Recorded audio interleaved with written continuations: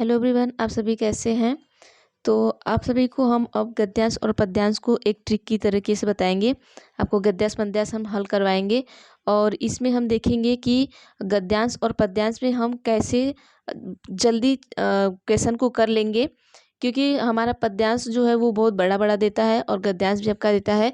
तो उसमें हम क्वेश्चन को कैसे ढूंढेंगे वो हम आपको बताएंगे। क्योंकि आप अगर यहाँ पे इसमें ये जो आपको गद्य दिया हुआ है, गद्यांश दिया हुआ है, अगर आप इसमें क्वेश्चन को ढूंढेंगे या पूरा गद्यांश पढ़ेंगे तो आप उसे कर नहीं सकते हैं। और सीटेट में इतना बड़ा गद्यांश दिया होता है कि अगर आप उसे पूरा पढ़ेंगे तो आपका बहुत ज़्यादा टाइम जाएगा। तो मैं आपको ट्रिक से बताएंगे कि आपको गद्यांश कैसे करना है। ठीक है, तो चलिए हम देखते हैं। देखिए हमारा ये गद्यांश दिया हुआ है, इतना बड़ा दिया हुआ है इधर से और यहाँ तक दिया हुआ है। तो अगर ये आप पूरा गद्यांश पढ़ते रहे, मतलब एक एक क्वेश्चन पढ़े और पूरा गद्यांश पढ़ते जाएं, तो आप कर नहीं सकते हैं। तो यहाँ पे देखिए सबसे पहले हम क्या करेंगे, आप क्वेश्चन देखिएगा। यहाँ पे आपको देखिए क्या दिया है कि दिया है 91 से 99 तक के सभी उपयुक्त वाले विकल्प चुनिए। मतलब कि 91 से आपको 99 तक क्या किया है, गद्यांश से क्वेश्चन दिया है। तो चलिए यहाँ पे हम देख लेते हैं। यहाँ पे देखिए कुछ ऐसा क्वेश्चन दिया रहता है इसमें जो आपको खुद से करने पड़ते हैं और कुछ ऐसा दिया होता है जो आपको ढूंढने पड़ते हैं। तो हम यहाँ पे देख लेते हैं कौन कैसे। सबसे पहले देखिए यहाँ पे आपको क्या करना है। सबसे पहला काम आपका है कि सबसे पहले आप सारे क्वेश्चंस को पढ़ेंगे। ठीक है, जितने भी क्वेश्चन दिए हैं इसमें पहले उन सारे क्वेश्चन को पढ़ेंगे। उसके बाद देखेंगे कि कौन गद्यांश में से करना है, कौन खुद से करना है। ठीक है, तो चलिए हम देख लेते हैं। पहले जो हमें खुद से करना है हम उस क्वेश्चन को कर लेते हैं, फिर जो गद्यांश से करना है फिर हम उसमें कैसे ढूंढेंगे हम आपको वो बताते हैं। तो चलिए देखते हैं यहाँ पे 91 देखते हैं। ऐसे विचार सज्जन मनुष्य के अंतर्मन, मतलब देखिए क में क्या दिया आपका, ऐसे विचार दिया है, और ख में दिया है सज्जन मनुष्य के, और ग में दिया है अंतर्मन में सदा उठते रहें। तो 91 का है। तो आपने क्वेश्चन क्या पूछा है कि अनुच्छेद में उपयुक्त अशुद्ध वाक्य के 4 भागों में बांट दिया गया है, जिनमें एक भाग पहचानिए जिससे अशुद्धि हो।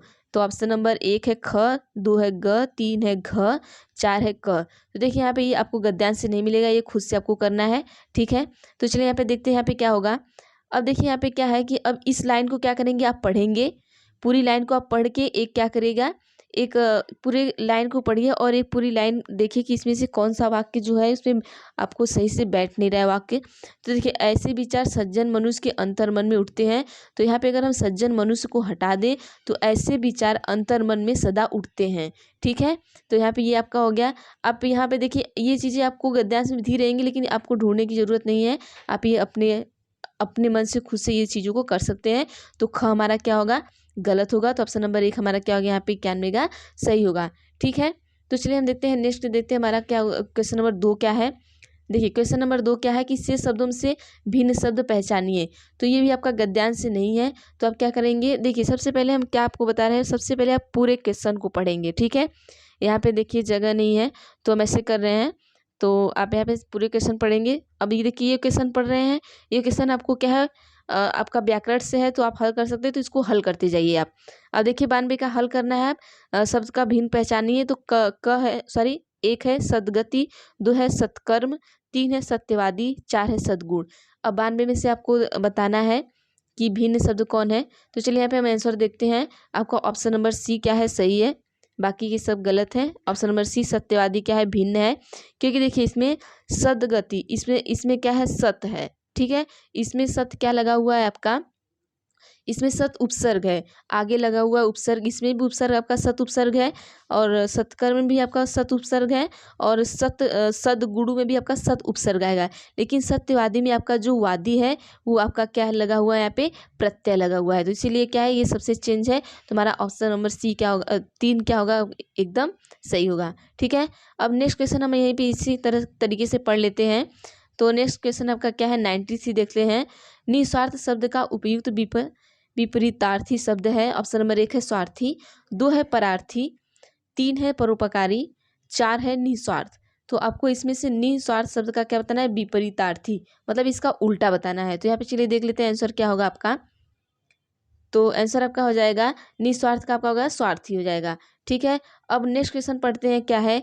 अब देखिए अब आपको पद्यांश नहीं, अभी भी पद्यांश नहीं आया, अभी ये भी आपका क्या है, व्याकरण से ही है। तो पाठांश के प्रयुक्त आध्यात्मिकता शब्द किन उपसर्ग प्रत्ययों से बना है। 1 है अधि इकता, 2 है आधिकता, 3 है आ ई ता, 4 है अधि इक ता। तो देखिएगा यहाँ पे इसका जो आंसर होगा ऑप्शन नंबर 4 होगा अधि इक ता, क्योंकि यहाँ पे देखिए आपका जो ये आध्यात्मिकता है उसमें अधि क्या हुआ है आपका, इसमें देखिए अधि आपका क्या है, उपसर्ग है। ये अधि क्या है आपका, अधि उपसर्ग है, ठीक है। और इसमें इक क्या है आपका, फिर उसके बाद इक और ता जो है वो क्या है, प्रत्यय है। इक और ता क्या है, यहाँ पे प्रत्यय है, ठीक है। तो आप यहाँ पे देख सकते हैं, तो अधि क्या आपका उपसर्ग है, इक क्या है प्रत्यय है, और ता भी आपका प्रत्यय है। तो अधि प्लस इक प्लस ता मिल के क्या बना है, सॉरी यहाँ पे हम देखते हैं इसका, हम देखिए आपका यहाँ आध्यात्मिकता को अगर हम देखेंगे तो इसमें क्या आपको जोड़ के बनेगा, अधि प्लस आपका आत्म, ठीक है, और इक प्रत्यय प्लस ता प्रत्यय मिलके आपका आध्यात्मिकता बनता है, ठीक है। मिलके क्या बनता है, आध्यात्मिकता बनता है। तो चलिए नेक्स्ट क्वेश्चन देखते हैं। अब हम नेक्स्ट क्वेश्चन पढ़ते हैं। अब देखिए अब ये आपका क्या आ गया कि अब यहाँ से आपका गद्यांश का क्वेश्चन शुरू हो गया, तो आप इसे कैसे करेंगे। तो यहाँ पे हम देख लेते हैं। सबसे पहले गद्यांश के सारे क्वेश्चंस को हम पढ़ेंगे, ठीक है। ऐसे परोपकारी लोग जो सदा पूजे जाते हैं रहेंगे, जो सेवक वृत्ति अपनाकर परहित करते रहें, धरती पर स्थायी रूप से नहीं रहें। तीसरा है आनंदमय जीवन जीते रहें। चौथा है अमूल्य मानव जीवन में श्रेष्ठ शिक्षक रहें। अब देखिए आपको यहाँ पे हम ट्रिक बताते हैं कि कैसे आपको करना है। हम छोटा कर देते हैं, ठीक है, आपको शायद दिखे ना, बहुत ज़्यादा छोटा हो जा रहा है। अब देखिए यहाँ पे देखिए सबसे पहला क्या है, ऐसे परोपकारी लोग पूजे जाते हैं, ठीक है। तो अब देखिए जो परोपकारी लोग पूजे जाते हैं, तो ये सबसे पहला क्वेश्चन है। तो यहाँ पे आप देखेंगे कि जो पहला क्वेश्चन है ना, तो ये आपका नीचे से यहाँ पे कर दे आप पैराग्राफ देखिएगा। जब आपको पहला क्वेश्चन दिया है तो आपके पहले पैराग्राफ में से ही दिया होगा। तो सबसे पहले आप उसे कहाँ ढूंढेंगे, पहले पैराग्राफ में ढूंढेंगे, और पहले पैराग्राफ में दिया होगा तो आप इसे देखिए। अब ऐसे परोपकारी लोग सदा पूजे जाते रहेंगे, ये आपका दिया था क्वेश्चन में। तो ऑप्शन आप देखिएगा, ठीक है। तो ऑप्शन देखिएगा, तो यहाँ पे हम सबसे पहले पढ़ेंगे। चलिए देखते हैं, हम पढ़ते हैं। चलिए यहाँ पे हम क्वेश्चन पढ़ते हैं, और क्वेश्चन सबसे पहले हम लास्ट से स्टार्ट करते हैं, ठीक है। अब लास्ट से स्टार्ट करिएगा, तो आपका जो ये लास्ट क्वेश्चन होगा, ये लास्ट के पैराग्राफ में ही आपको मिलेगा, ठीक है। लास्ट क्वेश्चन आपके लास्ट के पैराग्राफ में मिलेगा। अब देखिए यहाँ पे क्वेश्चन क्या पूछा है, धर्म के आचरण का उद्देश्य है। ऑप्शन नंबर 1, 2, 3, 4 चारों पढ़ लीजिए, उसके बाद तब हम पैराग्राफ में चलते हैं कि धर्म के आचरण का उद्देश्य। ऑप्शन नंबर 1 है अपने धर्म का प्रचार प्रसार करना। 2 है आध्यात्मिकता की शिक्षा प्रदान करना। 3 है अच्छे कर्म और गुणों का प्रकाश फैलाना। 4 है कर्म पर आस्था रखना। अब ये चारों आपको क्या करेंगे, याद रहेंगे, ऐसे आपके माइंड में बैठे रहेंगे। अब धर्म के आचरण का उद्देश्य हम ढूंढेंगे, ठीक है। तो सबसे पहले हम चलते हैं पैराग्राफ में। अब पैराग्राफ में जाके सबसे पहले हम धर्म को खोजेंगे। अब देखिए ये आपका लास्ट क्वेश्चन था, तो हम लास्ट से क्या करेंगे, ढूंढेंगे। तो लास्ट पैराग्राफ हमारा कहाँ है, देखिए ये यहाँ पे है। तो यहाँ पे हम सबसे पहले धर्म को ढूंढेंगे। तो देखिए आपको धर्म कहाँ मिलता है, आपको लास्ट लाइन में क्या मिलता है, धर्म मिलता है, ठीक है। यहाँ से आप देखिएगा, यदि इस प्रकार जीवन उन्नत रहा तो यह संपूर्ण संसार स्वर्गिक विस्तार ग्रहण कर लेगा। किसी भी मानव को आध्यात्मिक का जो अंतिम ज्ञान मिलेगा, यह भी यही शिक्षा देगा कि धर्म कर्म का उद्देश्य सत्य कर्मों और सद्गुणों की ज्योति फैलाना ही है। अब देखिए यहाँ धर्म आ गया, धर्म का उद्देश्य आपको पूछा है, ठीक है। क्वेश्चन में क्या पूछा था, धर्म का उद्देश्य, तो इसका उद्देश्य क्या है, सद्गुणों की ज्योति फैलाना है। अब हम यहाँ आएंगे नीचे अपने क्वेश्चन में, क्या दिया क्या है, सद्गुणों की ज्योति फैलाना। तो यहाँ में ज्योति फैलाना कौन सा है, 99 का था आपका। तो यहाँ पे देखिए ज्योति फैलाने का मतलब क्या है कि आध्यात्मिका की क्या करना है यहाँ पे, सॉरी हाँ 99 का आपका है। तो गुणों की ज्योति फैलाना या प्रकाश फैलाना भी कर सकते हैं। तो यहाँ पे अच्छे कर्मों और गुणों का प्रकाश फैलाना, ठीक है। अब ठीक जस्ट इसके ऊपर का आएंगे, तो अब इसके ऊपर का जो रहेगा, अब नीचे से ही हम ऊपर जाएंगे, ठीक है। हमारा जीवन सदा प्रेरणा बन सकता है यदि हम, ऑप्शन नंबर 1 है निस्वार्थ भावना से परोपकार करें, 2 है पर सेवा के लिए सबको प्रेरित करें, 3 है सेवक प्रवृत्ति का प्रचार प्रसार करें, 4 है परहित और परोपकार करें। अब यहाँ पे आप देखिएगा, सबसे पहले आप क्या ढूंढेंगे, यहाँ पे सबसे पहले प्रेरणा ढूंढेंगे। ठीक है, आप प्रेरणा को ढूंढेंगे। अब प्रेरणा ढूंढिए, देखिए आपके पैराग्राफ में प्रेरणा कहाँ आता है। देखिए ये सबसे ज़्यादा ध्यान दीजिएगा कि हम नीचे से चल रहे हैं, 99 से चल रहे हैं, तो हम पैराग्राफ में भी नीचे से ही ढूंढना स्टार्ट करेंगे। ठीक है, अब प्रेरणा ढूंढना है हमें, तो यहाँ पे देखिए हम नीचे से चल रहे हैं, तो यहाँ पे आपको कहीं प्रेरणा, यहाँ क्योंकि आपने यहाँ तक पढ़ लिया है, यहाँ तक पढ़ लिया है, इतने में आपको प्रेरणा कहीं मिला है, नहीं मिला है, तो अब हम इसके ऊपर जाएंगे। ठीक है, अगर यहाँ पे हमें प्रेरणा नहीं मिला है तो हम इसके ऊपर जाएंगे। तो चलिए इसके ऊपर हम जाते हैं, देखते हैं।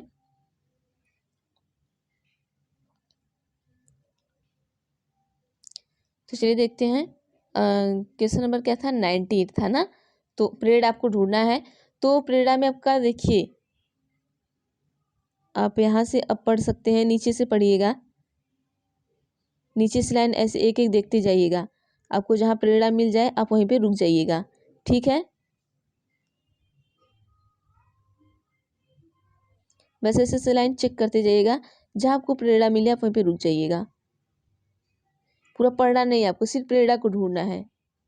ठीक है, अभी आपको यहाँ पे प्रेरणा नहीं मिला है, यहाँ पे देखते हैं आपको प्रेरणा नहीं मिला, लेकिन यहाँ पे देखिए आपको एक जगह उत्प्रेरणा मिला है। ये देखिए, ये यहाँ पे उत्प्रेरणा मिला है ना।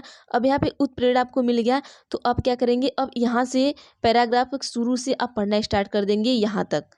अब यहाँ तक पढ़ेंगे और चीज़ों को समझेंगे, उसके बाद क्या करेंगे, टिक करेंगे। सेवक प्रवृत्ति अपनाकर हम ऐसा अवश्य कर सकते हैं, अपने निस्वार्थ व्यक्तित्व और परहित कर्मों पर हमेशा के लिए मानवीय जीवन हेतु उत्प्रेरणा बन सकते हैं। देखिए क्या है, उत्प्रेरणा क्या कर सकते हैं, बन सकते हैं। तो आपके क्वेश्चन में क्या था कि हमारा जो जीवन है सदा प्रेरणा बन सकता है। अब देखिए यहाँ पे क्या दिया है, कैसे निस्वार्थ व्यक्तित्व और परहित कर्मों पर। तो आइए हम क्वेश्चन देखते हैं क्या है, क्या हमारे में निस्वार्थ व्यक्तित्व और कर्म दिया हुआ है। तो देखिए हाँ, यहाँ पे दिया हुआ है, तो ऑप्शन नंबर 1 हमारा क्या हो जाएगा, बिल्कुल सही हो जाएगा। अब नेक्स्ट हम देखते हैं 97 का, देखते हैं। अब देखिए हम नीचे से ऊपर चल रहे हैं, तो आप पैराग्राफ में भी नीचे से ऊपर जाएंगे। निर्बल भावनाओं पर विजय पाने के लिए क्या किए जाने की आवश्यकता बताई गई है। ऑप्शन नंबर 1 है अच्छे कर्मों से नाम अमर कर लेना, 2 है सदा सदा के लिए अमर हो जाना, 3 है विजय पाने के लिए योजना बनाना, 4 है ऐसी भावनाओं को मन में आने न देना। अब यहाँ पे देखिए आप क्या करेंगे कि यहाँ पे निर्बल भावना ढूंढेंगे। ठीक है, सबसे पहले क्या करेंगे, निर्बल भावनाओं पर विजय पाने के लिए। ठीक है, अब चलिए हम पैराग्राफ में निर्बल भावना ढूंढते हैं। अब निर्बल भावना हमें मिल जाएगा, उसके बाद हम आगे का कुछ देखेंगे। अब देखिए पैराग्राफ की इसके ऊपर, अब देखिए यहाँ तक हमने क्वेश्चन कर लिया, अब इसके ऊपर पैराग्राफ में निर्बल भावना ढूंढना है। यहाँ नहीं है, यहाँ नहीं है, निर्बल भावना आपको यहाँ मिल गया। ठीक है, अब देखिए यहीं से पढ़ना स्टार्ट करिए। निर्मल भावना पर विजय पाने के लिए तब हमारे अंतर्मन में विचार उठता है कि क्यों न हम अपने सत्कर्मों और सद्गुणों का प्रकाश फैलाकर सदा सदा के लिए अमर हो जाएं। अब देखिए ऑप्शन में हमारे क्या था, सदा सदा अमर हो जाना था ना। तो अब हम चलेंगे क्वेश्चन पे, अपने चलेंगे क्वेश्चन पे चलेंगे, तो यहाँ पे देखिए क्या है, सदा सदा अमर हो जाना, तो ऑप्शन नंबर 2 हमारा क्या हो जाएगा, सही हो जाएगा। अब नेक्स्ट आते हैं हम दूसरा क्वेश्चन देते हैं। अब देखिए ये भी ऊपर से नीचे से ऊपर जा रहे हैं हम। ठीक है, कठोर सत्य किसे कहा गया है। पहला भौतिक संसार की तुच्छता, दूसरा भौतिक शरीर की नश्वरता, तीसरा भावनाओं पर नियंत्रण कर न पाना, चौथा निकट संबंधी का अस्थायी प्रेम। अब देखिए कठोर सत्य हम ढूंढेंगे यहाँ पे। ठीक है, सबसे पहले क्या करेंगे, कठोर सत्य। अब हम जहाँ तक ढूंढ लिए थे उसके ऊपर हम ढूंढेंगे कठोर सत्य। ठीक है, अब निर्बल भावना तक हम जहाँ तक निर्बल भावना ढूंढे थे उसके ऊपर हम ढूंढेंगे। तो चलिए हम देखते हैं, निर्बल भावना के बाद हम देखते हैं, एक सेकेंड।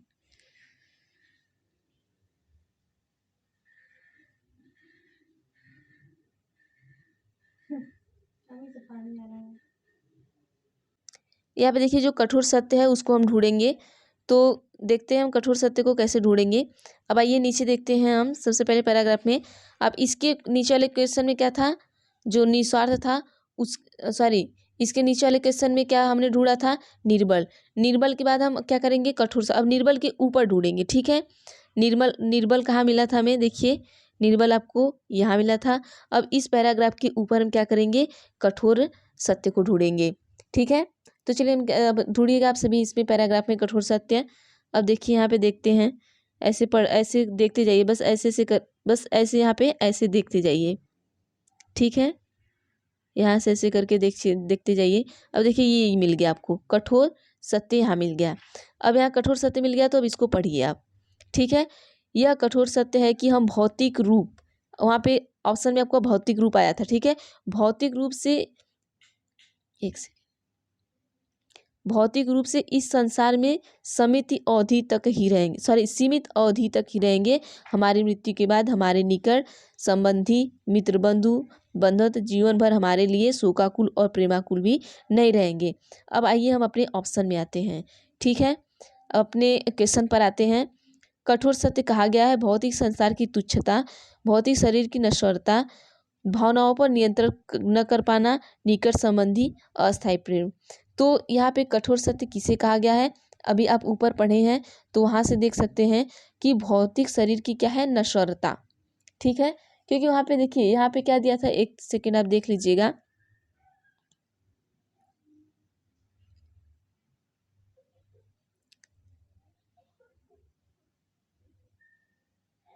अब यहाँ देखिए इन चारों ऑप्शन में से वहाँ पे नहीं है, तो हम क्या करेंगे, अब कठोर सत्य को दूसरी जगह ढूंढेंगे। क्योंकि देखिए भौतिक संसार की तुच्छता भी वहाँ पे नहीं है, जो हमने ऑप्शन पढ़ा है। भौतिक शरीर की नश्वरता भी नहीं है, भावनाओं पर नियंत्रण कर पाना भी नहीं है वहाँ पे, निकट संबंधी का अस्थायी प्रेम भी नहीं है। अब हम चलेंगे इसके ऊपर। ठीक है, जहाँ तक हमने पढ़ा है उसके ऊपर फिर से चलेंगे और हम क्या करेंगे, वहाँ से पढ़ना स्टार्ट करेंगे। ठीक है, कठोर सत्य के थोड़ा ऊपर से हम पढ़ना स्टार्ट करेंगे। जब हम कठोर सत्य के ऊपर पढ़ते हैं तो यहाँ पे देखिए हम कठोर सत्य ढूंढे थे, कठोर सत्य है। अब क्या है, अब ये कठोर सत्य देखिए है तो क्या है, इस चीज़ के बारे में ऊपर ही बताया गया होगा कि क्या है, तो हम ऊपर से पढ़ेंगे अब। ठीक है, मानव के मर्मस्थल में परोपकार और त्याग जैसे सद्गुणों की जागृति तभी हो पाती है जब वो अपने तुच्छ भौतिक जीवन को नगण्य समझकर, नगण्य, अब देखिए यहाँ पे नगण्य आ गया, तो हम ऑप्शन में क्या दिया था हमारे, कि ऑप्शन में क्या दिया था, चलिए देख लेते हैं। ऑप्शन में दिया था कि भौतिक शरीर की नश्वरता, नगण्य का मतलब नश्वरता हो गया पे, तो हम यहाँ से क्या कर सकते हैं, क्वेश्चन को चलिए देखते हैं। तो हमारा ये क्वेश्चन नंबर 96 का क्या हो जाएगा, भौतिक शरीर की नश्वरता, ऑप्शन नंबर 2 सही हो जाएगा। ठीक है, अब हम चलिए देखते हैं इसके ऊपर का क्वेश्चन 96 है। 96 के बाद क्या आएगा आपका 94, 95। अब ऐसे परोपकारी लोग, ठीक है, अब परोपकार का आ जाएगा, तो अब हम यहाँ पे परोपकार देखेंगे सबसे पहले। अब ये सबसे पहले ही आएगा सबसे ऊपर, ऐसे परोपकार लोग जो सदा पूजे जाते हैं रहेंगे, जो सेवक वृत्ति अपनाकर परहित करते रहें, धरती पर अस्थायी रूप से नहीं रहें, आनंदमय जीवन जीते रहें, अमूल्य मानव जीवन में शीर्ष शिक्षक रहें। ठीक है, तो चलिए अब ये सबसे ऊपर का प्रश्न है, तो सबसे ऊपर हम चलेंगे पैराग्राफ में, तो ये शायद हमें मिल जाएगा। ठीक है, मानव के मर्मल स्थल में परोपकार और त्याग जिसके सद्गुणों की जागृति तभी हो पाती है जो अपने तुच्छ भौतिक जीवन को नगण्य समझकर उत्साह उमंग के साथ दूसरों की सेवा, शुश्रूषा तथा सत्कार करता है। यह क्या है, यह कठोर सत्य है। अब देखिए यहाँ तक आप लोगों ने पढ़ लिया, देखिए यहाँ तक आप लोगों ने पढ़ लिया, नहीं मिला तो अब हम सबसे पहले इसका ऑप्शन देखते हैं कि ऑप्शन में और चीज़ें क्या दिया है। ठीक है, अब देखिए ऑप्शन में क्या दिया, अब परोपकार से हमें नहीं मिला, तो ऑप्शन में देखिए क्या दिया है, अब सेवक वृत्ति खोजेंगे। पहला ऑप्शन हमारा क्या है, सेवक वृत्ति है, तो सेवक वृत्ति पे चलते हैं कि कहाँ हमें देखिए सेवक वृत्ति मिलता है कि नहीं इसमें। ठीक है, तो हम देखिए यहाँ पे हमारा सेवक वृत्ति हमें क्या हुआ है, दूसरे पैराग्राफ में मिल गया। अब सेवक वृत्ति को हम पढ़ेंगे कि सेवक वृत्ति अपनाकर हम ऐसा अवश्य कर सकते हैं कि अपने निस्वार्थ व्यक्तित्व और परहित कर्मों के बल पर हमेशा के लिए मानवीय जीवन हेतु उत्प्रेरणा बन सकते हैं। तो अब देखिए सेवक वृत्ति अपनाकर, तो यहाँ पे हमारा क्या हो जाएगा, प्रेरणा। अब क्या, सॉरी यहाँ पे देखिएगा, ऐसे परोपकार जो पूजे जाते हैं, तो ऑप्शन नंबर 1 हमारा सही हो जाएगा, क्योंकि वो सेवक वृत्ति अपनाकर परहित करते रहे। तो आप ये देखिएगा, ऐसे हमने थोड़ा ट्रिक से बताया है तो थोड़ा जल्दी हो सकता है आपका, क्योंकि क्वेश्चन ऐसे पूरा पैराग्राफ पढ़ के बहुत ज़्यादा लेट होता है और आप चीज़ों को जल्दी नहीं कर पाते हैं। तो इस तरीके से करेंगे तो शायद थोड़ा जल्दी हो जाएगा और समझ के, और जो 1-2 क्वेश्चन जब नहीं समझ में आते तो उन्हें थोड़ा 1-2 जगह आपको नीचे पैराग्राफ में नहीं मिला तो ऊपर पैराग्राफ में देख लीजिएगा, लेकिन आप फटाफट से देखिएगा, एक ही नहीं उसी में पढ़ते रहें और उसी में पढ़ते पढ़ते जाएं और ये आधे घंटे तक हम पैराग्राफ ही पढ़ते रहें। अब चलिए ये हमारा क्या हो गया, गद्यांश हो गया। अब हम पद्यांश के बारे में भी देख लेते हैं। चलिए पद्यांश भी हमारा थोड़ा बड़ा होता है। तो यहाँ पे देखिए ये पद्यांश दिया हुआ है, आपका 100 से 105 तक दिया रहता है। तो इसमें भी कुछ आपके जो प्रश्न होते हैं, कुछ वो आपके व्याकरण के होते हैं और कुछ पद्यांशी होते हैं। तो चलिए देखते हैं, सबसे पहले हम प्रश्नों को पढ़ेंगे कि प्रश्न कहाँ कहाँ से पूछे हैं। तो सबसे पहले हम जो प्रश्न ऐसे व्याकरण के उन्हें हम हल कर लेंगे, फिर उसके बाद हम जो इसका प्रश्न हल करने वाला है हम उसको हल करेंगे, ठीक है। तो चलिए सबसे पहले देखते हैं, सर्दियों में कुचले लाखों तूफान हमने पद तले से, कथन में तूफान का बहाव है। पहला है कठिनाइयाँ, दूसरा है आक्रमण, तीसरा है लड़ाइयाँ, चौथा है आधियाँ।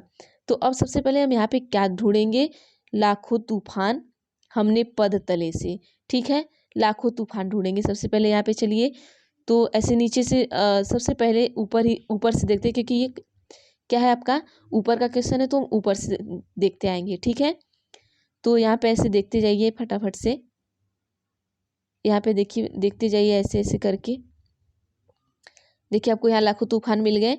तो अब सदियों से कुचले लाखों तूफान हमने पद तल से, आज झुके कुछ टकरा कर तो कल लगते फिर जागे से, ठीक है। तो यहाँ पर तूफान का मतलब पूछा है, तो आप इसे पढ़ेंगे तो तूफान का मतलब कि यहाँ पे क्या है कि आज झुके कुछ टकरा कर तो कल लगते फिर जागे से, मतलब क्या है, अगर आज आप कठिनाई को फेस करेंगे तो कल आपको क्या होगी, प्रॉब्लम होगी। तो यहाँ पे तूफान का मतलब क्या हो जाएगा, आपका कठिनाइयाँ हो जाएगी, ठीक है। तो 101 क्वेश्चन देखते हैं हम, क्या आएगा हमारा 102, सॉरी 101 था, ये 102 आ गया आपका। अब यहाँ पे हम देखते हैं कि अंडमान से कश्मीर है भारत में दूरस्थ राज्य, बलिदानी राज्य, सी है क्रांतिकारी राज्य, डी है, एक सेकंड रुकिए, शांति हो जाती, एक सेकंड रुक जाएगा, 102 सॉरी 101 हमको पढ़ना था। अंडमान से कश्मीर है भारत में, पहला है दूरस्थ राज्य, दूसरा है बलिदानी राज्य, तीसरा है क्रांतिकारी राज्य, चौथा है निकट राज्य। तो यहाँ पे देखिए ये आपको इसमें नहीं मिल पाएगा, अंडमान से कश्मीर आप कहीं भी ढूंढ लेंगे। ये देखिए है अंडमान से कश्मीर, लेकिन आपको ये समझना होगा क्योंकि इसमें डिटेल दिया नहीं है आपको, तो ये कुछ चीज़ें आपको समझ के भी यहाँ पे करनी है। तो जैसे अंडमान से कश्मीर भले ही दूर दिखाई दे कितना, पर हर प्रांत जुड़ा है अपना अगणित कोमल धागों से। तो चलिए यहाँ पे देखते हैं, अपना अगणित कोमल धागों से हर राज्य जुड़ा है। तो यहाँ पे ये क्या पूछा है कि दूरस्थ राज्य से, बलिदानी राज्य से, क्रांतिकारी राज्य से, निकटस्थ राज्य से। तो यहाँ पे देखिए ये आंसर जो आपका होगा, यहाँ पे आपका आ जाएगा दूरस्थ राज्य से, क्योंकि अलग दूर दूर चीज़ों से जुड़ा है। तो यहाँ पे आप अपना ट्रिक लगा सकते हैं कि क्योंकि वहाँ पे क्वेश्चन पैराग्राफ में आपको दिया हुआ है। तो चलिए हम नेक्स्ट देखते हैं, क्वेश्चन नंबर 102 देखते हैं। चलिए क्या है, क्वेश्चन नंबर 102 में है कि हम भारतीय जिधर भी अपने कदम बढ़ाते हैं वहाँ। अब चलिए हम यहाँ पे अब देखते हैं, शांति हो जाती है, स्वतंत्र हो जाते हैं, देश स्वतंत्र हो जाते हैं, शुभ कार्य होते हैं, क्रांति हो जाती है। तो अब चलिए देखते हैं यहाँ पे क्या होता है कि हम ऑप्शन नंबर ढूंढते हैं फटाफट से। सबसे पहले क्या है, हम भारतीय जिधर भी अपने कदम, ठीक है। तो हम नीचे से अब ढूंढेंगे, अब ये नीचे आ गया हमारा, ठीक है। तो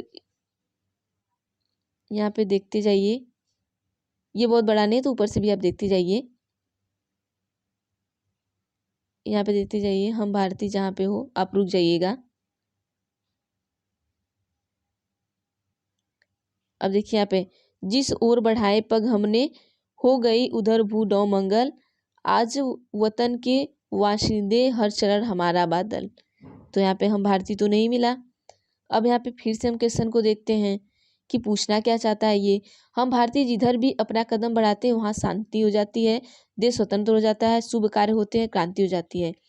तो अब यहाँ पे हम देखते हैं, ऊपर से देखते हैं, विविध प्रांत है अपनी अपनी भाषा के अभिमानी हम, पर इन सबसे पहले दुनिया वाले हिंदुस्तानी हम, ठीक है। अब ये हो गया आपका हिंदुस्तानी। अब यहाँ पे क्या हो जाएगा कि जो हिंदुस्तानी लोग होते हैं वो क्या करते हैं, अब देखिएगा यहाँ पे, यहाँ से भी नहीं मिला है तो यहाँ भी नहीं मिला है आपको, ठीक है, ऊपर भी नहीं मिला है। तो अब यहाँ पे क्या है, कदम बढ़ाते हैं। अब कदम बढ़ाते हैं, एक सेकेंड, यहाँ पे देखिए क्या है, कदम बढ़ाते, तो अब कदम बढ़ाते हम ढूंढेंगे यहाँ पे। तो हम नीचे से देखते हैं, क्योंकि देखिए नीचे का है पैराग्राफ। अब ये नीचे जा रहा है तो नीचे से आप ढूंढेंगे, ठीक है। अब अंडमान से कश्मीर भले दूर दिखाई दे, पर हर प्रांत जुड़ा है अपना अग्रज कोमल धागा से। यहाँ भी नहीं है। अब क्या करेंगे, यहाँ पे हम सबसे पहले कदम ढूंढेंगे, ठीक है। अब यहाँ पे आपको कदम कहाँ मिल रहा है, तो आप देखिएगा, इसको नीचे करते हैं। अब देखिए कदम आपको सबसे नीचे दिया हुआ है, ये देखिए यहाँ पे, जिसे और बढ़ाए पग, पग का मतलब वही कदम है, हो गई उधर भूनो मंगल, मतलब जिस ओर वो कदम बढ़ाए है, भूमंगल मतलब शुभ कार्य। तो यहाँ पे ऑप्शन नंबर 3 हमारा क्या होगा, सही होगा। 9 भूमंगल मतलब शुभ कार्य हो गया, ठीक है। तो हम देखते हैं क्वेश्चन नंबर 103, पैर शब्द का समानार्थी नहीं है, तो नहीं है पूछा है। तो पग पद चरण 9, तो यहाँ पे हम देख लेते हैं, पग मतलब पैर होता है, पद मतलब भी क्या होता है आपका, पैर होता है, चरण मतलब पद होता है, पैर होता है। तो ये आपका तीनों हो गया एक समान, और ये क्या सबसे अलग है, तो ये क्या होगा, समानार्थी नहीं होगा। तो ऑप्शन नंबर 4 आपका बिल्कुल सही होगा। अब 104 देखते हैं, कविता के अनुसार विविधताओं के बीच भी हम एक हैं, क्योंकि सबसे पहले हम, ठीक है, सबसे पहले हम क्या हैं। तो यहाँ पे देखिए आप यहाँ अपने खुद से आंसर दे सकते हैं कि सबसे पहले आप क्या हैं, भारतीय हैं, क्योंकि वो भारतीय और हिंदुस्तानी पे ही बना हुआ है। एक बार यहाँ आपको हम इसमें भी दिखा देते हैं, आपको काव्यांश में भी आपको हम दिखा देते हैं। देखिए सबसे ऊपर यही है ना, विविध प्रांत है अपनी भाषा के अभिमानी हम, इन सबसे पहले दुनिया वाले हिंदुस्तानी हम। तो हिंदुस्तानी मतलब हिंदुस्तानी लिखिए, आप भारतीय लिखिए, तो यहाँ पे क्या भारतीय दिया है, तो आप भारतीय पे टिक करेंगे। अगर हिंदुस्तानी देता तो हिंदुस्तानी पे करते, ठीक है। तो चलिए हम 105 देखते हैं, समाज की दृष्टि से शेष से भिन्न पद हैं, मतलब शेष से अलग पद क्या है, रहन सहन, खान पान, मिलना जुलना, अपनी अपनी। तो इसमें अलग क्या है, ये पूछा है। तो चलिए यहाँ पे हम देख लेते हैं कि इसमें अलग क्या है। तो इसमें अलग है,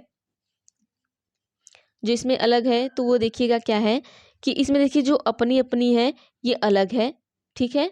अपनी अपनी क्या है, अलग है। और कैसे अलग है, यहाँ पे हम देख लेते हैं।